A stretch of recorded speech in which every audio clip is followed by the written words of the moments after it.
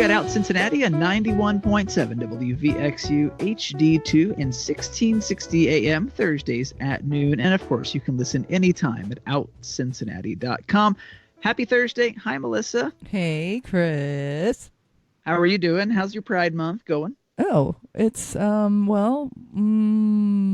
a rough start, I believe, but I think maybe it is going a better direction at this point, hopefully. You know, I found just a little bit of extra vitamin D gets me all around feeling better. And I know you get out, but like I was staying inside because I work at home for my day job. And I'm like, you know what?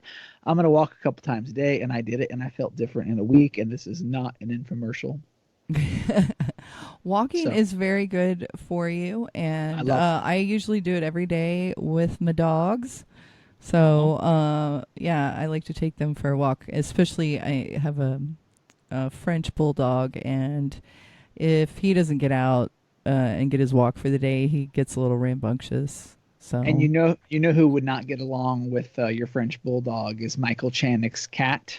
Probably not. And I hear Mr. Chanak was in the Cincinnati Pride issue of Cincinnati Magazine. Is this true? Yeah, it is the continual walk down the golden staircase for Goose, our friend of ours, friend of the program. Mother Goose, as we refer to her.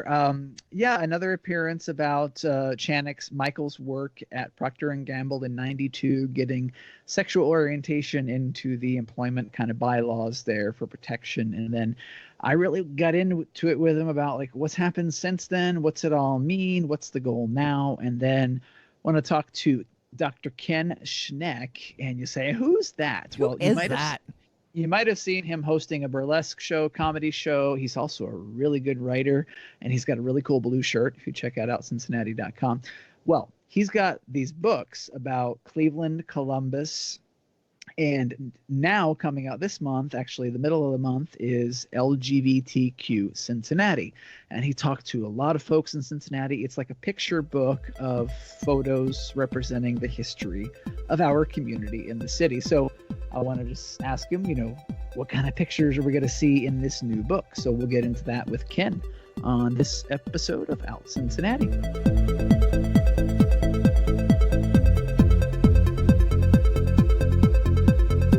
Hey, what's up? This is Tim and West, and you are listening to Out Cincinnati. Look out for Cincinnati Black Pride, which is going to be virtual June 25th through June 28th.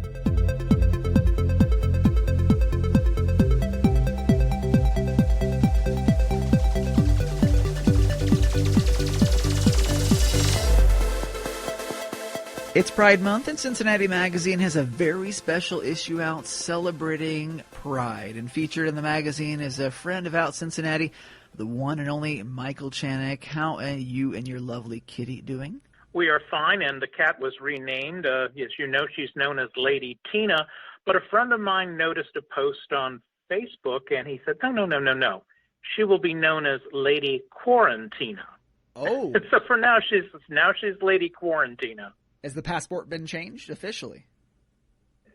No, I think hopefully we're going to go back to Lady Tina. Okay. The sooner the better. So there was no name change clinic involved? No. Okay. Not transitioning. She will remain Lady Tina in my heart.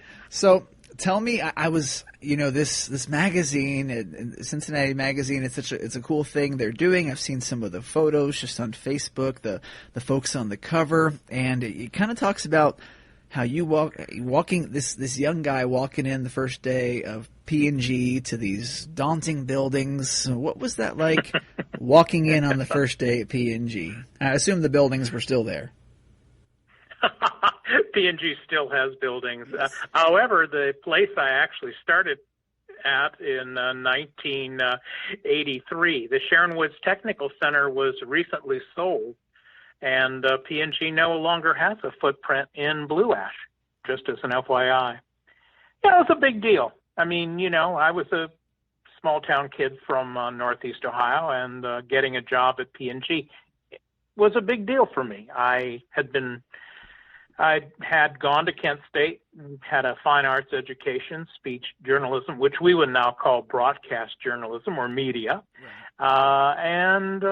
I worked in insurance for 10 years, and then I went back to Cincinnati State and got an applied science degree, and it was my advisor there at Cincy State who said, you ought to apply for Proctor. And I said, they wouldn't want me, But I listened to them, and I went through the interviewing process, and of course I was still in the closet, and so they hired me.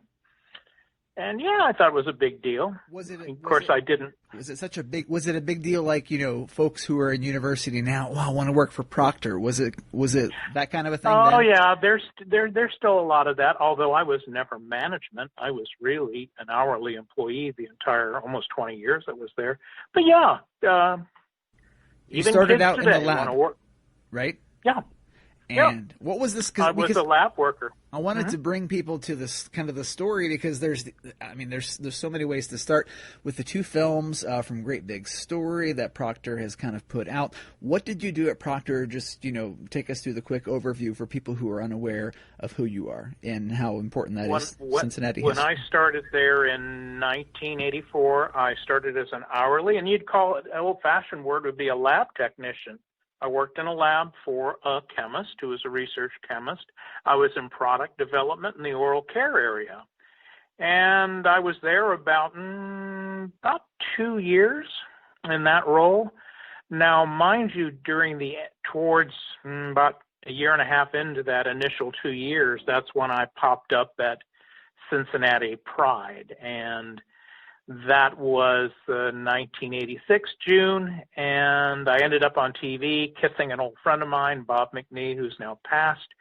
And it was big news, people weren't out at P&G. 3 nights in a row on television, I remember, right? No, I don't remember, but I remember reading. Yeah, it was something. I mean, boy, oh boy. It was on a Pride, I think it was Saturday that year. It was on Sunday. I went to work on Monday. 30 people were in and out of my office that Monday, and pretty much the feeling was super positive, like, oh, that's really great, and, good for you, but there was the undercurrent of, you better watch your step, Michael. P&G just isn't, that's not the sort of thing you do at P&G, you can be K, but you can't be out, Did you hear about it? I knew. From a boss? Did you hear about it from any kind of serious way, like, you better watch it, or were you really concerned, or how did you feel after that kiss? Well, I obviously did it because I wanted to. I felt that I had an opportunity, much like this show. I had an opportunity in the fall of '86, right about that time, to do the old alternating current show on WAIF. And I didn't have a lot of good feeling about people in the community that went on these shows and used, like, in those days, it was very common. I would have been Michael C., or I'd have a fake last name. And I just saw it as being dishonest. I just felt that if you're going to be involved in the community, you should be honest about who you are and what your interests are and make them known. So did that kiss get the ball rolling then for what you kind of, I mean, you're obviously always an advocate, but did it kind of get things going in your mind? Well, I think what happened is just the inevitable twists and turns of odd fate and luck, I guess. Shortly after that, within the next 6 months, I was transferred to a particular brand of product. It was an RX product called Paradex, which is still manufactured by someone else.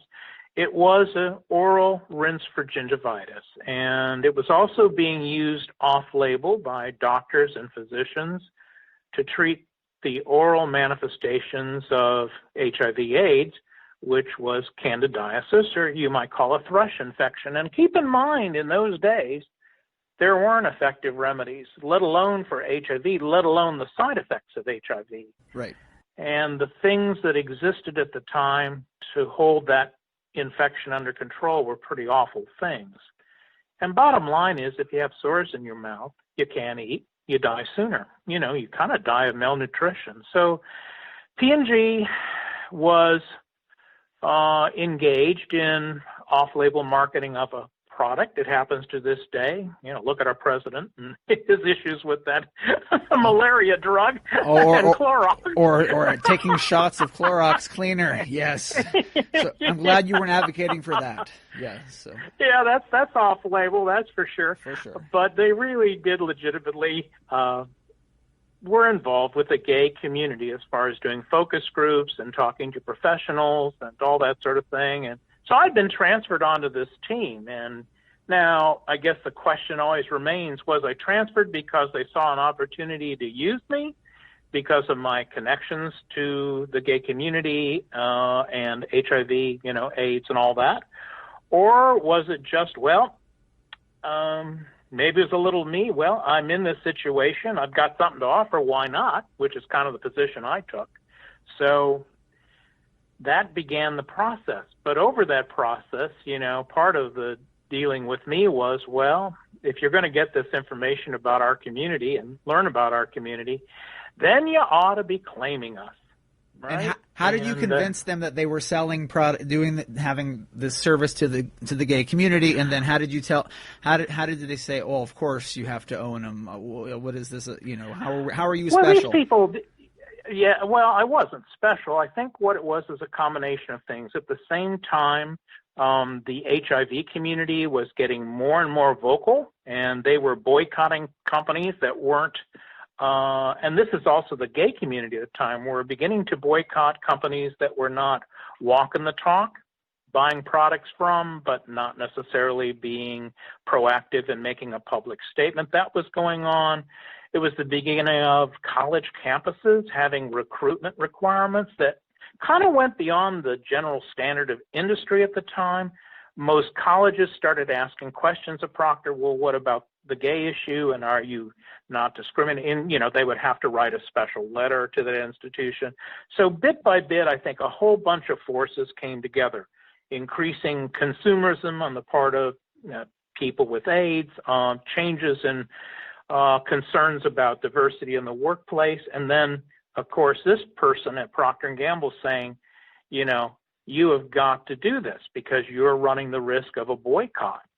And these people are not unintelligent at Procter. I mean, I think by and large, eventually they listened. In fact, I remember saying repeatedly, you got to claim the folks you're selling to. And eventually I did get in front of enough people and enough ears and got agreement. And they began the process of trying to take that up through the lines of management.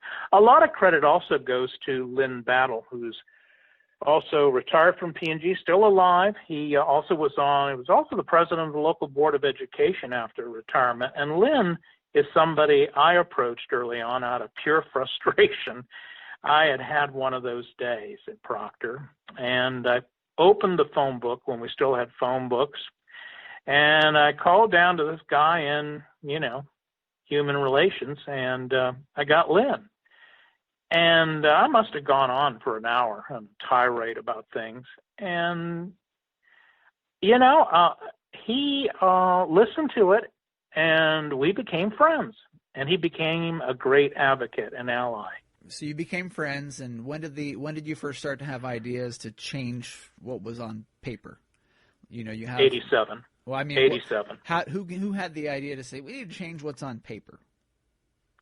Well, the first time through it was Lynn. He felt that by his position in human resources, that he could simply do kind of a clinical change, simply add sexual orientation, and that would be it. It'd be kind of surgical, not go into the whole thing, just say, and oh, by the way. Well, that was turned down. And once something is turned down by upper management, then it got into what's the justification, what the why of it, why is this needed, what does it cost us if we do it, what does it cost us if we don't do it. So it was a whole bunch of back and forth. That process actually went on for well nigh 5 years until finally legal got involved. And there was a gay attorney there who they didn't know was gay at the time, which is hilarious. His name was Tom Jones. It always is. He's in the first. Yeah, isn't it always that way? There is always allies. You just don't know where to look for them. I knew Tom, But, I wasn't interested in outing the guy. He did the right thing, even if he was closeted then. The recommendation came to him, and he wrote the case to include it. And finally, once legal said, yes, this is what you need to do, they did it. And that became their policy on September 15th of 1992. So it was a long, I'm kind of compressing in here. There were a lot of ups and downs and a lot of rejections along the way, but that was a great thing. And I think, my peers and I never expected it to happen, but it did. And there you have it. And then those two, I want to remind people, we're speaking to Michael Chanak, those two films from Procter & Gamble, which is kind of evolved into a channel now, greatbigstory.com. It's .com, right? That's right, greatbigstories.com, and they have a number of channels under there, one of which is called Proud. And I'd ask anybody, there are about 24 videos sponsored by P&G dealing with inspirational topics. They are not ads, so be aware of that. They are simply inspirational things on a whole range of issues in our community, transgender, lesbianism, gay, you name it, it's all there. So it's fascinating stuff. And among that list of things is, of course, the film they did with me in 2018, and then the follow-up in 2019, which involved how they formed their affinity group called Gable, and that history. And when they approached you for the film, because when you left P&G, it wasn't, was it acrimonious? Were you positive? You took an early retirement, and then whatever those feelings were, you fast forward, they contact you. Did you ever have any kind of feelings? No, I got out of there because my last boss in 2003 was a very difficult supervisor, and was difficult to everybody, to be fair about it. But the thing of it was, one of his peers, which was very unusual, came to me and said, look, this guy is trying to fire you. And in so many words, the reasons why. Mm-hmm. And I just thought, I was so near to having the necessary years to retirement and having full retirement benefits. Just by coincidence, they were offering buyout opportunities. If you had a certain number of years and you were of a certain age, you could get early retirement. So as soon as that came up for me, I got out of there. So I wouldn't say it was acrimonious. I just think I thought, boy, it isn't worth not having health insurance. For sure. If there's an option. Yeah. And, there's a point, and I've been in jobs where it's just, you feel in your gut where it's just not safe anymore, and you kind of have to figure out the rest of your life. So it is probably. But hey, just to say this, because it wasn't the kind of company at the time where a technician on the bottom of the hierarchy could drive change like that. I think once it happened and this change was created, it also kind of marked me as a problem. That's not the role of a technician in those days. That's upper management stuff. And when people first saw the film in 2018, I had people that currently work there now saying, oh, well, Michael, you must have been a director or associate director or section head. And I said, no, I was an hourly employee. Well, you were so well spoken. How could that be? And I said, because that is the nature, the face of discrimination, being devalued, put down, less than, all those things. So sure, to the modern ear, they don't understand it. But, having lived through those times, it makes perfect sense. And what would you tell folks in the modern era? I think about folks younger than me who, and we've all had it easy. Not easy, but a lot of us have had it easier since the earlier times. Yeah, so what's the best way to remind folks that it was tough and we need to not let our guard down? Boy, that's a very good question. It's a tough one because you see, I'm 70 years old. I look at the stuff on Facebook and I kind of pinch myself. Sometimes it's kind of the lack of awareness of our own history, and that kind of worries me because, we don't really teach LGBTQ history in public schools yet, in most places. There's not, there are, you can get some of that from going to local groups or taking it up on your own, but there's not real systemic. It's important to know the struggle, because I do think history has patterns and can repeat itself. And sadly, we're seeing some of that now, where some of the advances that were made, even during the Obama administration, and how sexual orientation was, described legally or interpreted, has changed 180 degrees with this guy in the White House now. So, our rights have been eroded, in my opinion. And we need to be vigilant. Do you think people are confused now? Not confused, but since 2015, marriage equality. I mean, that's the question that's on the cover. If you want to go back to the magazine, Cincinnati magazine, how do we stay? What is the focus? What is our next battle? Because it seems so many different folks in the LGBT in the spectrum and the acronym are fighting for different things. Is there a focus now, and what do you see that as being? Well, it is confusing and it is problematic. Marriage equality was a great thing.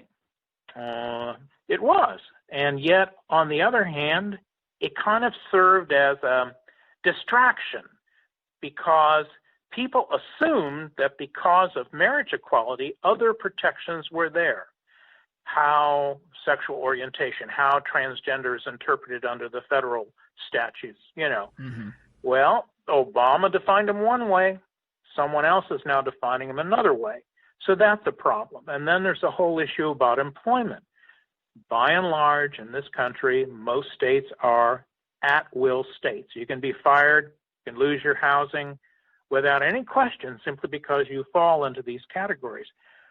So marriage equality, as much as it was important, has sort of kind of taken the air away from areas of definite concern: housing equality, income inequality, discrimination in the workplace, etc. So I think that's why the work that some organizations have done towards passing a proactive anti-discrimination act to cover these outages is important, but it's certainly not going to happen in the current environment.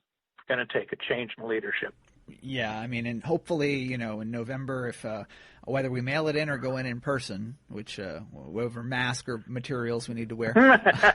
What are there a couple names that you could throw out to folks listening to kind of, if they wanted to start their search on LGBT history as far as what it used to be like? I sound like my grandfather, but who should folks read? No, there's all sorts of stuff. It's ironic. We're actually talking on Harvey Milk's birthday, and he's certainly someone, there's all sorts of figures in history. Harvey Milk certainly, and Del Martin and her girlfriend Phyllis Lyon were the two people that started the Daughters of Bilitis, the lesbian group. Harry Hayes started Mattachine Society. There's all sorts of historic figures. I'm trying to think of the importance of being earnest. Who wrote that? There's another raving homosexual. Yeah. Is that who wrote this? Is that Heming? No. No. Who wrote the importance of being earnest? No clue. I don't have Google in front of me. He does. Michael Chanak on OUT Cincinnati. He's ready. I do, and I did. I looked it up. Yeah, even 70-year-olds know how to do it. Now finding. Oscar Wilde. Yeah, he got into all sorts of problems. Yes, Oscar Wilde. If you want, and then Proust. It's just one that popped into my mind. Proust is another LGBT writer who's. If you read his stuff, it's it'll send you to the madhouse. It's never-ending sentences. But so those folks. Who else would you pick? Even from Cincinnati history, type into a Google search. Would you put Giggle's name in there or? Well, I don't know that. Since most of us are still alive, and it's also kind of the history is scattered. I can't. So many people made different contributions that it's hard to just say. This one person. Right. I see it as a collective. You know what I mean?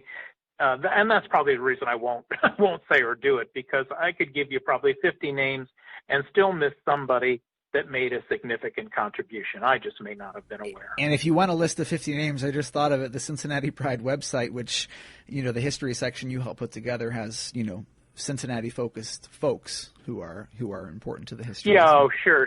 The Pride Marshals right. and all that since its inception, yeah. Speaking about Pride, what was it like in Northside? What did Pride used to be like? Because I've been to Cincinnati Pride, down at Schloyer Point with all the tents and the booze and the performances and the food and the family and not in that order, but what was it like in Northside?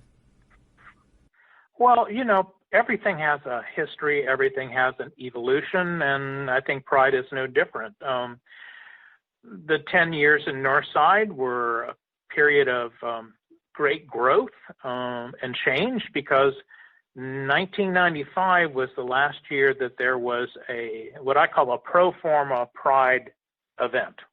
By that I mean with a rally speaker and a parade and all that. But during 96, 97, 98, and 99, there were events, but there wasn't the kind of big deal that we had prior or after. Now, granted, the numbers are far different, but clearly, looking back into history, prior to them, there were, Pride parades, and after, starting in 2000, there were. So we kind of came, because I was part of the Pride during those 10 years in Northside, and we were coming from no events other than very small ones to try to get a parade and all of that established. So the feeling was entirely different, and the community was a different place than it is today. We've had the advent of social media. We have 1,001 groups now. Right. How did you organize before? I mean, how did you, without Facebook groups, how do you just pick up the phone, right? Yeah, it was the old-fashioned way. We didn't have any money. We went around, and the first organizer in 2000 was Chris Good, and he had asked me to help him, and I was kind of reluctant because I knew it would be controversial at the time. And I said, why don't you go to this organization or that organization, and if they say no or they have issues, then come back to me. Well, eventually he comes back and he says, well, they either don't want to do it or they want to control this, and this, and they don't want this, and this. So what did I do? I got a hold of a bunch of old-time friends who were old activists, some who were not even here, and I said, hey. And so we raised a couple of $1,000s within a month to pay for the initial permitting and the insurance and stuff. So personal relationships in that sense were more valued then. This is before you sent email messages to people. and they're less I find myself valuing them now, because it's like I better call that person instead of just sending another text or sending another Facebook message. To get back to those relationships is nice too. That's just that's the Well, I think it's important. I think that sometimes, and I can only tell you what I hear. I mean, I hear from people sometimes who say, geez, I really wish, Northside Pride was back. And I'll say, well, we outgrew Northside, which is true. We'd gotten up to 25,000 people there in 2009, and that was pretty much the limit. There was nowhere to put people. It wasn't really safe anymore. They needed to move, and we did. That's when the gay chamber took it over, and subsequently Cincinnati Pride became incorporated, and they took it from there. So with all this new stuff we're dealing with now, what is the future of Pride? As you say, people want to say go back to Northside. I was thinking that this afternoon it'd be cute to have a picnic. So what's next? Well, I think the what's next is I'm not going to advocate one over the other. What I would say is that if people, first of all, big prides serve a purpose. That's a place where a lot of people who are just coming out, be them my age or 16, feel as though they can go and kind of be anonymous in that crowd. And it's an important experience for them. So I'm not interested in taking away, not that I'd even have the power. I do think it's an important place for people to first come out. Right. In a way that's safe and easy to be lost in a huge crowd. Because you can get lost very easily at that crowd. Yeah. Well, for me, it's a matter of age.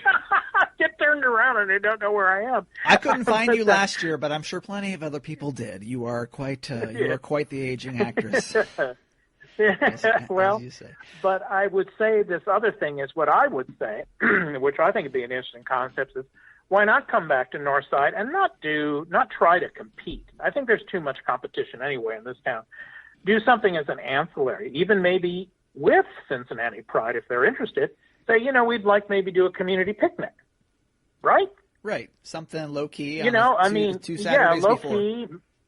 Yeah, right, exactly. Just add it as a different kind of experience. There doesn't need to be competition. It would give people maybe a little more low key, a little more way of relating. I think Northside was a kind of a neighborhood event, and it has that feel, or had that feel like July 4th does in Northside, if you've ever been to one of those celebrations. Yeah, it's like it's a potluck. I can imagine the vibe as that kind of a low key thing. I could see that. I want to do one at a drive-in theater. It could be the ultimate social distancing thing. No? Hey, I think the sky is the limit. I think sometimes we just have a tendency, for whatever unique reason, and I kind of laugh about this because we've talked about this. It's like a formulaic approach to everything. Okay. It's June, time for the Pride issue, and so all of a sudden some people get a hold of somebody saying, well, we need photos, or we need this, and we need that. And you think to yourself, can't we just kind of do this all the time? It'd be so much easier. Right. I mean, how do you, because, in this Pride issue, you're going to have companies, like this, that, and the other who've changed all their products to rainbow flags. I mean, how do you keep that alive all year round, and how do you see through the bullshit on that? Well, that's a good question, Chris, because in fact, I think I've alluded to outside of this interview that P&G is coming out with a third film. It's entitled They Will See You, which probably be released prior to this airing, and it's dealing with the topic of community, how our community is represented in advertising and in companies, and whether or not it is some sort of appeasement or pink washing. So it's not going to be the inward-looking thing that the first two flicks were. It really is honestly dealing with issues of advertising and talking to different groups and different people, both young and old, and it'll be interesting, I think, to see. Is that Great Big Stories as well? GreatBigStories.com? Yep. Okay, Mm-hmm. Good. Yep. Okay. Yep. That's because every year you see, I saw it last year. I saw a big billboard, and it's the typical. It was a bank. It was everything was the same except for the rainbow. So that's so. What if you we're almost done here on OUT Cincinnati. I promise. I really appreciate your time, Michael. And if you want to find out more about what Michael's up to, he's on Facebook. I mean, you can do that creepy ad thing. Or you can, greatbigstory.com. All those films are there. That channel is amazing. So what are your next plans? Continuing retirement? Putting more stories out there? Pictures of the cat? Well, let's put it this way. The past 3 years, I never expected to see. When I left Procter, I don't think any of us involved back in the late 80s, early 90s foresaw that all of this would lead to some dramatic changes at P&G. And so, I was out of Procter, 13 years, 14 years, and all of a sudden they're trying to get a hold of me to talk about their history. Yeah. So the past 3 years, what with 3 films soon to be under my belt, I mean, it's been something. I was, like I said, I'm a small town boy that had a media degree, and when I was growing up in college, we read about Advertising Age and Advertising Week and all this stuff, and here it is. I've gotten to meet some of those people, so it's been great fun. For me, I don't know. I think I just kind of would like to be the pet that I am. Hang out at the buffet. I just want to be. Yeah, if we're allowed to after post-Rona, but yeah. Right. We'll have the buffet brought to us. Yeah, I think they call those restaurants. No, I mean, yeah. I look forward to talking to you again. I want to hear about more films if if there's more appearances. Oh, yeah, I think Procter's going to continue to do this. I think that they're going to continue to not just be somebody that shows up at the Pride table in June, which is what you're saying, really. The companies are just realizing it's a marketing potential and put that on their calendar. Well, some can't. Not all, but some are like that, maybe. Some, yeah, definitely. I think we're going to slowly see where it's going to become part of the routine advertising for companies. you know. Hey, I appreciate your time. Happy Pride, and stay safe. All right.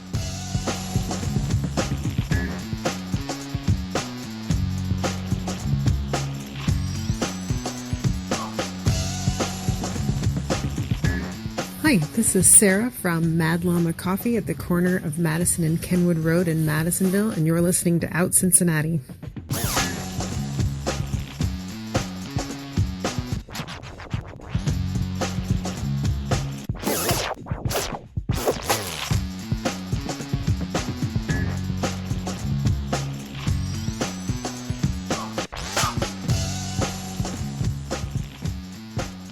You're listening to OUT Cincinnati at 91.7 WVXU, HD2, 1660 AM, and anytime at OUTCincinnati.com. And Ken Schneck's a really funny guy. You might have seen him hosting a burlesque event or a trivia night. He's a stand-up comic, writer, and professor. Welcome to OUT Cincinnati, Dr. Schneck. How you doing? I am doing pretty darn all right. Thanks for having me. It's an honor. I know you have hosted a podcast, a radio show, for 10 years. What was the name of the program? It was This Show Is So Gay, and 10 years. It boggles the mind sometimes. And how are you celebrating Pride now that everything is kind of shut down or canceled or postponed or full of drama? Who knows what? But it's never shut down in my heart. Right. I me neither. For me, exactly. I think for me, it's just throwing myself into LGBTQ work. So, as I know we'll talk about, I have a book coming out in a few weeks, or during the month of June, and we have a new publication that's going to be launching in June for the Ohio LGBTQ community. So I'm keeping pretty busy during Pride Month to provide opportunities for community building. So I want to hear about that publication, because I was just talking to a friend this week, the old journalist line, someone needs to be working that beat. We need a newspaper. Yeah. We need a magazine. So what's it going to be called, and what's the format? Absolutely. So I served as the editor of Prism for its last year, and it sucked getting that call that it was no longer going to be around. I love that magazine. It was great. So I took a couple weeks to do a little bit of mourning, and then just kind of bounced up one morning and said, all right, let's go. Let's start something new. So it's called the Buckeye Flame, Flame. And so people will be able to go on over to thebuckeyeflame.com. And it steals some of Prism's elements of certainly highlighting and centering the experiences of LGBTQ Ohioans, and our fight for equality and our fight to have our stories be heard. But it also does have a little bit more of an activism bent. We incorporated as a 501c3 specifically to be a nonprofit publication. So we actually have a board of 11 LGBTQ professionals from all across the state of Ohio who were really invested in making this format happen. And so we specifically chose the nonprofit route so that we can support our community, but also be supported by our community. So online stories, no print yet. I think right now is just not the time to start a print publication, but much in the same vein of Prism of highlighting and centering the voices of LGBTQ Ohioans. I'm so excited for people to be able to engage with the content. And when is the actual first issue of the Buckeye Flame? Is the website live? Because I didn't check it as you said it, so folks can get out there and look at it now? No, they can't. But sorry. Will be able to. But I'm excited. I'm excited too. That's what I wanted to know, the date. Yeah, me too. Yeah, I know. Me too. I'm flipping out about it. I want it to be live right now. The website and logo has proven to be a little bit more difficult. We have stories ready to go, but I have my meeting tomorrow to hopefully start launching, but it will be all live and set to go on June 15th. Right this very second, people can like our Facebook page. It's the Buckeye Flame. We haven't even done a push yet, so I haven't said that to anybody. It's really just a couple family members and close friends just to make sure it works. So you can be one of those people. And then also following us at the Buckeye Flame on Twitter. So the social media links are there and ready to go, and the website will be live, and stories will start coming out on June 15th. It's really exciting. My thought with publications is, how do you get especially young people fired up and how do you avoid using the word magazine, or do you? I don't. I use the word platform. I might say magazine. I say publication. I say publication or platform. I also don't say magazine just because I don't want people to think that there's an e-version of the magazine. We're not doing layout, right? We're not doing – we will have advertisers and whatnot for the website, but it really is about having 3 to 5 original stories every week about the amazing things that LGBTQ Ohioans are doing and our fight for equality in a state where we don't have protections for employment, public accommodations, or housing. So we have so much work to do. And 2 bills that are currently in the legislature that are attacking our trans siblings, barring our trans siblings from participating in athletics and prohibiting trans youth and some LGBTQ youth from accessing gender-affirming care. So there's a lot of work to be done, and so there'll be 3 to 5 news stories every week that will engage people, and I'm just excited. In your time at Prism, Ken, did you find that politicians that made those kind of evil ideas in the legislative realm actually picked up Prism and read it? Do you think they'll pick up Buckeye Flame and read it? And if not, do you send them copies? No, I think it's really playing to our audience. That's something that I talked a lot about with this show. It's So Gay, was starting with the idea of narrow casting, that when you go in, or even when you're selling a book, right, when you're trying to find a publisher, you're going to be asked by an agent or a publishing house, what audience, which audience are you going for? And you can't be the dork that says, I think everyone would love my book. Okay, that's not a thing, right? I think everyone will listen to the podcast. Sure, but probably not. So who is your core audience? And so the core audience for the Buckeye Flame is the LGBTQ Ohioan community, and then hopefully we expand beyond that to LGBTQ people outside of the realm of Ohio. And then if we can bring in some straight allies, wonderful. But if we are mobilizing people, right, so if there's a piece about the legislature, then we are going to make sure that there's information in that piece about how you get in touch with your representatives so that you can make your voice heard. So I don't think that, even though she was voted out of office, I don't think Candace Keller is ever going to pick up the Buckeye Flame, but she was never meant to. So we want to give people information about how they can get in touch with their representative who might not be representing their interests. And I would like to have you remind folks who Candace was or is. I'm sure you have a great way of doing it. She's hilarious. I mean, this week alone, she's hilarious because she was providing some quotes about how you can't tell her what to do, which is hilarious. And I think it was in the context of like saying you can't go to the beach right now and her civil liberties, which is ironic to an unbelievable degree because she was at the forefront of saying you can't be gay and have rights, and this is what we're going to tell women to do with their bodies. So Candace Keller's a representative in Ohio who just lost her primary, boo-hoo. And when, there was this unbelievably tragic mass murder in Dayton, she was one of the first to step up and say, well, this murder was enabled by there being LGBTQ people in society. She's horrible. She is But I have to remind people, my issue is never with Candace Keller. There's always going to be a Candace Keller. But Candace Keller can't be Candace Keller unless people voted for her. And people voted for her and elected her into office. And those are the people that I want to reach. I'm not trying to reach Candace Keller. I'm trying to reach the neighbors of the people who voted for her. And that's where we can create some change. And so that's the Buckeye Flame. You can just do a Google search for that. The social media is already out there. Get on it. And it's for more info on Ken, it's kenschneck.com. We were talking about that podcast just from one radio nerd, I suppose you are, to another. If you could pick one interview, just you had to pick one, what interview pops out? Because I know you talked to over 500 people during that show's run. So, what stood out to you? Yeah, the goal of that show was to do maybe 10 or 15 episodes and maybe get my mom to listen. That was the big goals that I had with the show. So Gay. Same and for OUT Cincinnati. We're getting there. Yeah. We ended in 2018 on episode number 430. which was just beyond conception.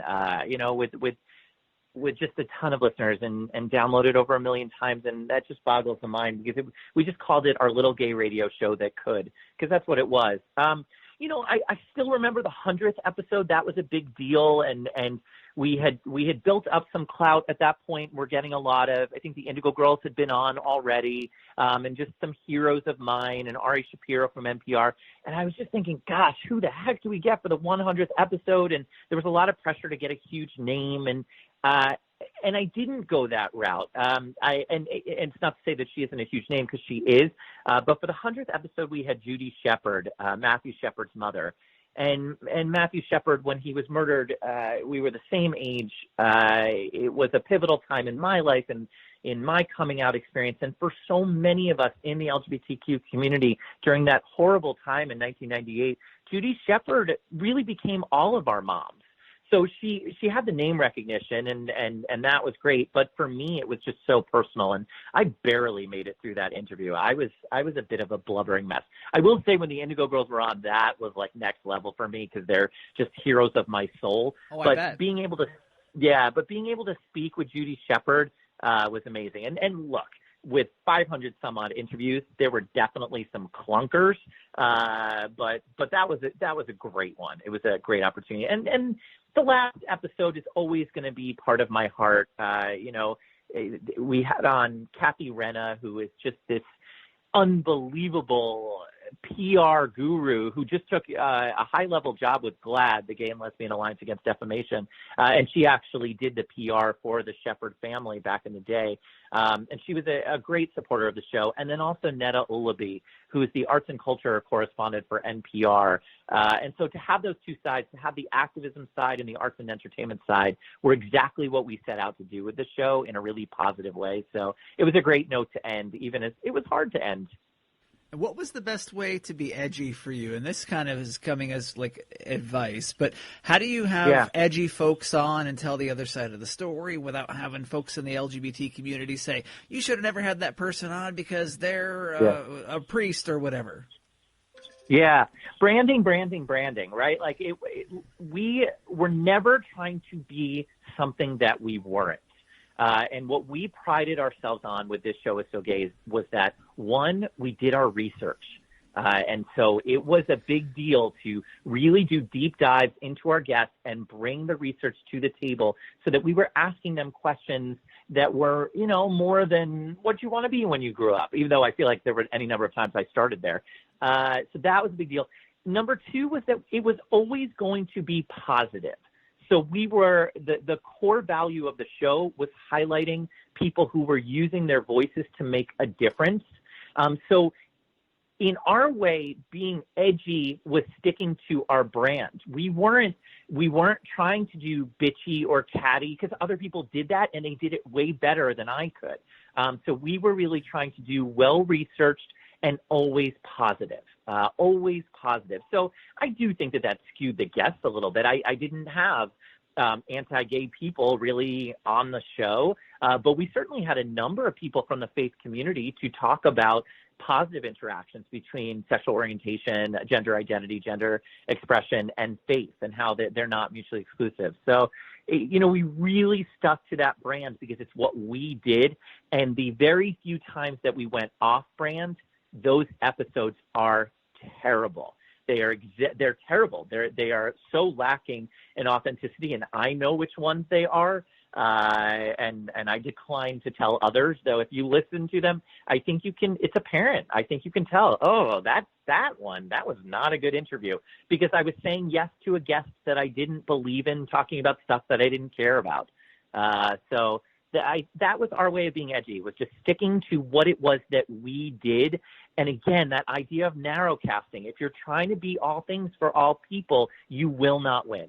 You will not win. I will say the one thing that I prided myself on almost more than anything with that show was that the guests did the promotion for us. The guests had a great experience on the show, and so they went out and they promoted the episode because they had such a great experience. So to have, Margaret Cho or the Indigo Girls or whoever promoting it was way better than whatever we did to promote it. And we always wore that as a badge of success for us, because we were trying to provide a great experience, asking questions that maybe they hadn't been asked before, to really delve into their passions and what they were doing. So I'm proud of this show. It's So Gay. I miss it terribly. And Ken, where can folks listen to all the episodes? Because clearly I couldn't find it, as I was saying earlier. No, you're good. Thisshowissogay.com. Thisshowissogay.com is still up and running. I pay the hosting fees because I don't want it to go away. It would really hurt my soul for all those episodes to disappear. So everything is there. I don't think the audio quality is wonderful. And again, there's some episodes that's like, I don't know about that one. But, you know, what we were able to do over 10 years, I'm really proud of that show. That's amazing. And there is, we're going to talk about the history books next, the photo books. If you look at the history of just Cincinnati, and you probably know this, but Cincinnati LGBT radio programs go back to about the late 70s or maybe early 80s. And then before that, it was Philadelphia. And I believe the very first one of this type of program was in New York City. No surprise there. But just the fact that the programs existed ever, and more should exist, obviously. Just my little dorky thing about, because I've looked into the history, because you know it goes back. So these books, the 3C cities, you start with Cleveland. Are you from Cleveland, or where are you from? I am so not from Cleveland. I didn't think so. I'm from New Jersey. I grew up right outside of New York City, and I moved into New York City when I was 18, and I did my undergrad and master's at NYU, and I did my PhD at Fordham, and I worked in New York City, and so I lived in New York City. Moved up to Vermont for a couple years, which is where I was a dean of students at a small liberal arts college in Vermont, and that's also where I started the show. It's So Gay. And then I burnt out. I completely burnt out on being an administrator, and I moved to Cleveland in 2013 to become a professor at Baldwin Wallace University. So what are you teaching now? And I was going to ask about the books, but now with coronavirus, are you teaching? What's like, are you writing? What are you doing?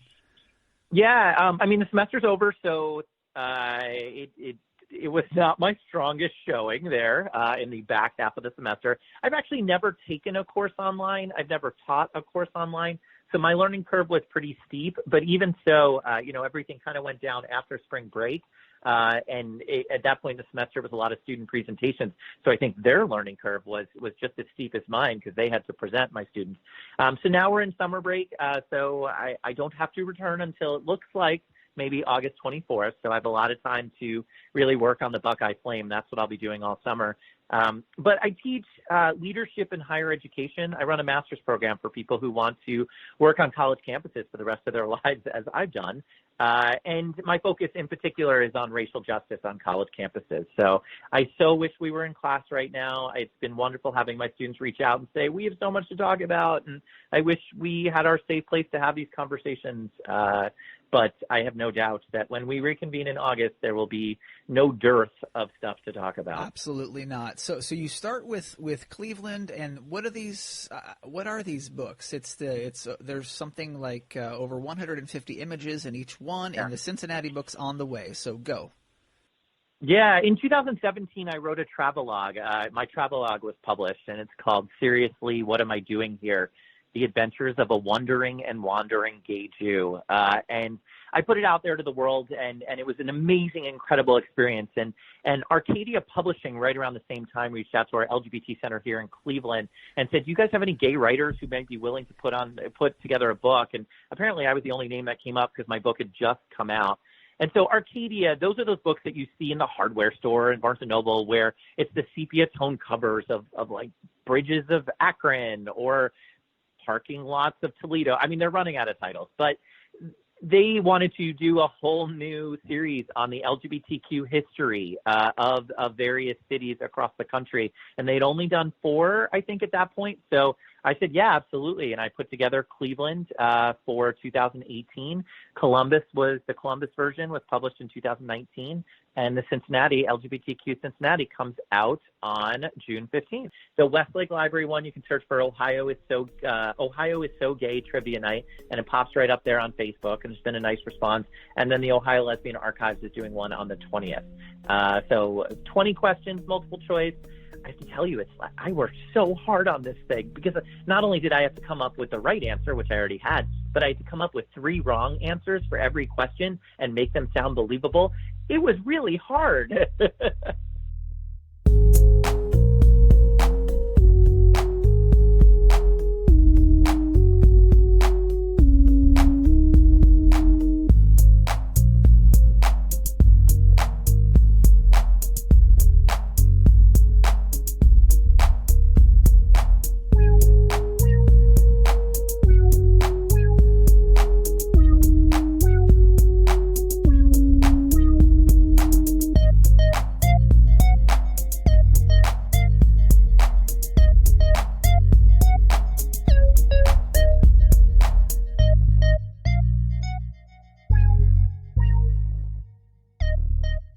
So I'm really looking forward to seeing what photos end up in that Cincinnati version of Ken's book. Absolutely. And Mother Goose, as usual, did not disappoint. Thank you. No. And still some great thoughts from Goose, even though the buffets are kind of, on the fritz right now due to everything. And we know Chanak loves a nice buffet. It's a little inside joke. We talk about finding a nice buffet. Whenever you go to a meeting, it's kind of a cynical thing. Whenever you go to a meeting, there's always a buffet with a couple things. Next week on the show, we check in with Tim M. West, and he's a local hip-hop artist and educator in Cincinnati. And we'll also talk to DJ Planet Venus, local DJ featured in that Cincinnati Magazine edition this month's Pride edition. So looking forward to that on Out Cincinnati. Yes, and just a reminder to our listeners, if you'd like to support Out Cincinnati, you can find out more information at OUTCincinnati.com. And also you can contact us on Facebook, Twitter, or Instagram, or at OUTCincinnati@gmail.com. Don't forget, we're also on Apple Podcasts and YouTube. This is Out Cincinnati, streaming live on Radio Artifact, 91.7 WVXU HD2 and at 1660 AM.